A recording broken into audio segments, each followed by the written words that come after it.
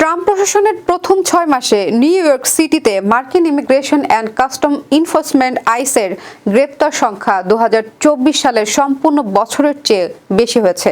তথ্য বিশ্লেষণে দেখা গেছে দণ্ডপ্রাপ্ত অপরাধীদের গ্রেপ্তার প্রায় দ্বিগুণ বেড়েছে, যদিও মোট গ্রেপ্তারকৃতদের মধ্যে মাত্র ২৭% দণ্ডপ্রাপ্ত অপরাধী।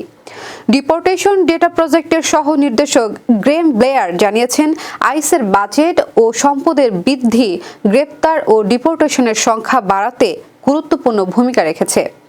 বিশেষ করে ফাইনাল রিমুভাল অর্ডারে থাকা অনাগরিকদের গ্রেপ্তার ৪৮০% বৃদ্ধি পেয়েছে। নিউ ইয়র্ক সিটিতে ডিপোর্টেশনের সংখ্যা ট্রাম্প প্রশাসনের সময়ে ১৫০% বেড়েছে। তবে আইসের মুখোশধারী অভিযান, আদালতে উপস্থিতির সময় গ্রেপ্তার এবং নতুন নিয়ম নিয়ে নাগরিক অধিকার ও ন্যায় সংক্রান্ত প্রশ্ন উঠেছে। এ কারণে দেশজুড়ে প্রতিবাদ ও সমালোচনা শুরু হয়েছে।